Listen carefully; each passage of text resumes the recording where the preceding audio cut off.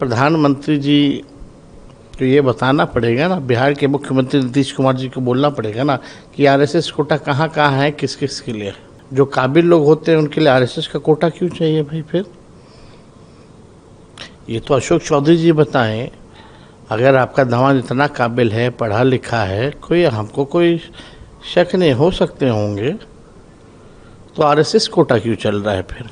अब देखिए, मांझी जी के दामाद हैं ही, रामविलास पासवान जी के दामाद हैं, आप देखिएगा अशोक चौधरी जी के दामाद हैं, और अशोक चौधरी जी तो अलग ही है, वो तो कहते हैं आरएसएस कोटा भी है। अब हम तो जानना चाहिए भाई, एक तो बीजेपी कोटा है, यहाँ आरएसएस कोटा भी है।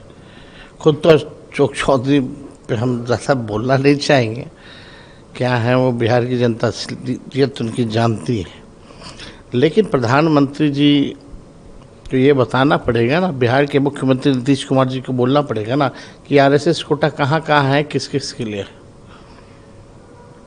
यही मुख्यमंत्री जी पहले कहते थे कि अमित शाह के कहने पे फलना व्यक्ति को जो है हमने दल का राष्ट्र उपाध्यक्ष बना दिया। अशोक चौधरी कहते हैं कि आयोग में आरएसएस कोटा चलता है। हम सब बिहार के लोग जानते हैं कि आरएसएस कोटा पे बिहार में नई पार्टियां भी बनाई जा रही हैं। बिहार के लोग जानते हैं, पहचानते हैं आरएसएस कोटा वाला लोग को, बीजेपी की बी टीम को। आरएसएस कोटे से जो नई नई पार्टियों का जन्म हुआ है, किस कारण हुआ है, लोग जानते हैं। और यही नहीं, बिहार चुनाव के बाद नवंबर तक ये जितनी पार्टियां, नई नई पार्टियां जो हैं, जो घूम रही हैं, वो कहीं नज़र आने वाली नहीं है। आप उनके दामाद पे सवाल कर रहे हैं चौधरी जी के, लेकिन उनका कहना है कि हमारा दामाद जो है बहुत पढ़ा लिखा है, ऐसे लोगों को जाना चाहिए। तो सवाल ये भी उठता है कि नहीं पढ़े लिखे हैं। हम तो इस पे कहेंगे नहीं कुछ भाई। तो दमादे बनने के बाद वो क्यों बने? सरकार तो नीतीश जी की 20 साल से है, दामाद बनने से पहले ही बन जाते हैं।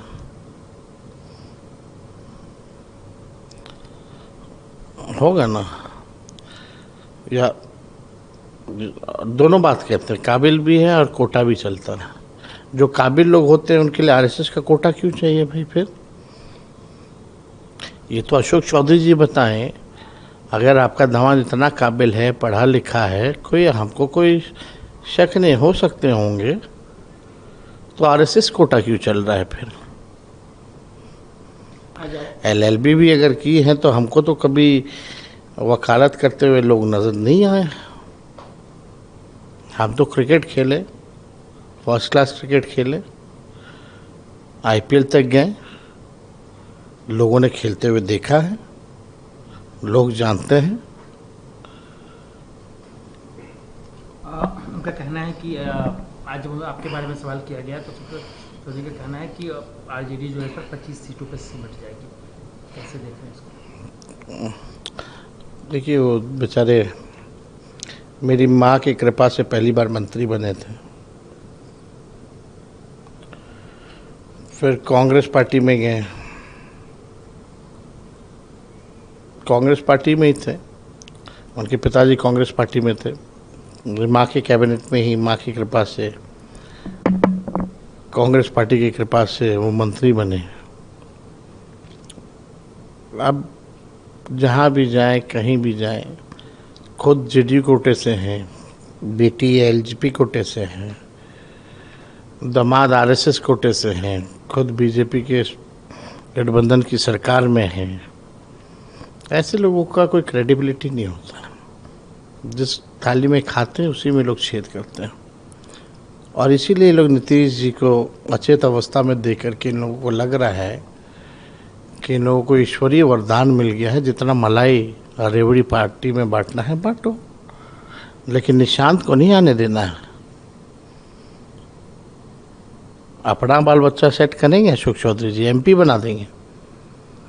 और ये तो दुर्भाग्य की बात है ना, कुणाल किशोर इतने बड़े नाम थे, तो उनके दामाद को एक आयोग का मामूली सा सदस्य बनाया गया। और बेटी को एमपी बना दिया गया। यानी दामाद साहब बेटी का पर्स लेकर के घूमेंगे। लेकिन एक सवाल ये भी उठता है कि वो लोग आप पे भी आरोप लगा रहे हैं। अरे हम लोग पे तो अभी से लग रहा है लगातार। तो 2005 में क्या मुद्दा था, यही मुद्दा था। 2010 में क्या मुद्दा था, यही मुद्दा था। 2015 में क्या मुद्दा था, यही मुद्दा था उनके लिए। 2020 में क्या मुद्दा था, यही मुद्दा था।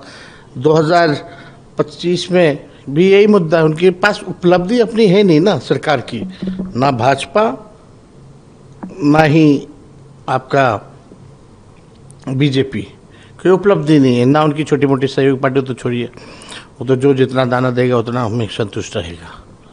लेकिन आप ही बताओ, प्रधानमंत्री जी अगर परिवारवाद के खिलाफ अगर बोलते हैं, ये लोग हमारे परिवार को गाली देता है, तो प्रधानमंत्री जी के जो बीजेपी कोटे के जो डिप्टी सीएम बिहार में हैं,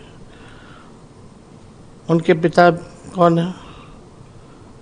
उनकी माता जी चुनाव लड़ी, उनके भाई जदयू कोटा में हैं, खुद बीजेपी कोटा से हैं।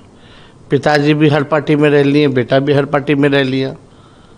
माँ भी चुनाव लड़ी, कहाँ से लड़ी, कौन लड़ाया?